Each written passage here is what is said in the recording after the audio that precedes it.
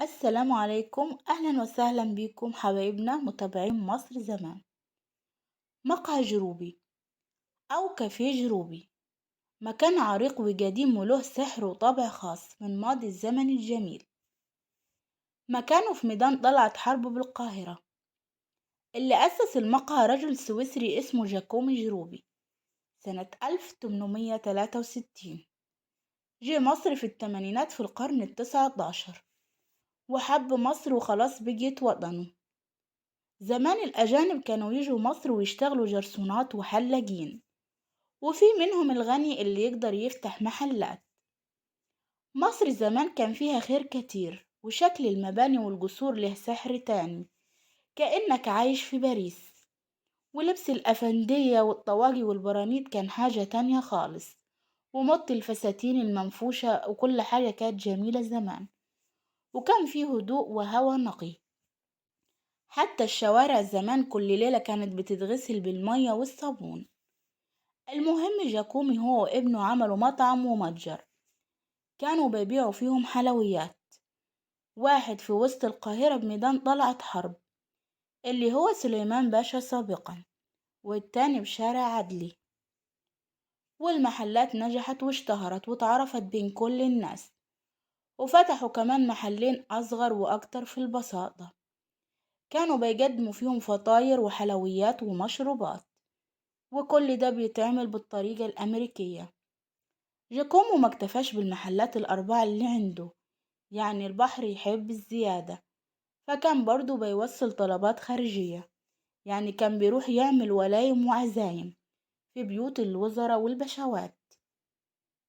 جروبي ما كانش مجرد مقهى ومطعم على الطراز الفرنسي، ده كان بالنسبة للبلد مشروع ثقافي له عادات وتقاليد جديدة، يعني حاجة كده جديدة. جروبي كان بيعمل حفلات رقص وبيجيب فرق موسيقية، وفي حديقة في الخلف بيعرضوا فيها أفلام سينمائية، وكان مميز في منتجاته، ودخل لأول مرة لمصر أنواع جديدة ومش معروفة. والحاجات دي كانت أنواع من الشوكولاتة والعصاير المركزة والمربى والجبنة، كمان الكرات المثلجة من الحليب والشوكولاتة اللي هي الآيس كريم وعصير الفواكه، وأنواع جديدة من الحلويات كانت أسمائها جديدة وقتها، كريم شانتيه ومارون جلاسيه وجيلاتي وميلفي والإكلير. وكمان عنده أحسن أنواع الشاي، حتى العائلات الكبيرة كانوا بيعملوا تورتة أعياد الميلاد عندهم عشان مميزين عن أي مكان تاني. وجروبي هو أول من اخترع علامة الآيس كريم الشهيرة كيمو، وبعدين اشترتها شركة نسلة العالمية، وبقي كيمو أشهر ماركة آيس كريم في مصر والوطن العربي. حتى الملك فاروق كان بيزور الكافيه من وقت للتاني، وعشان الملك فاروق مش أي حد، قرر جروبي إنه يعمل كاس وفنجان مخصوص للملك فاروق مطليين بالذهب، ما يتقدمش فيهم غير للملك. وفي مرة كان في زيارة للملك فاروق من بنات واحد من ملوك أوروبا، راحوا القصر عند الملك وقدم لهم شوكولاتة طعمها جميل عجبتهم جدا، وقالوا ملهاش مثيل حتى في بلادهم، والشوكولاتة طبعا من عند جروبي. راح الملك فاروق بعت لهم كميات كبيرة من الشوكولاتة دي بلدهم، وكانت من عند جروبي.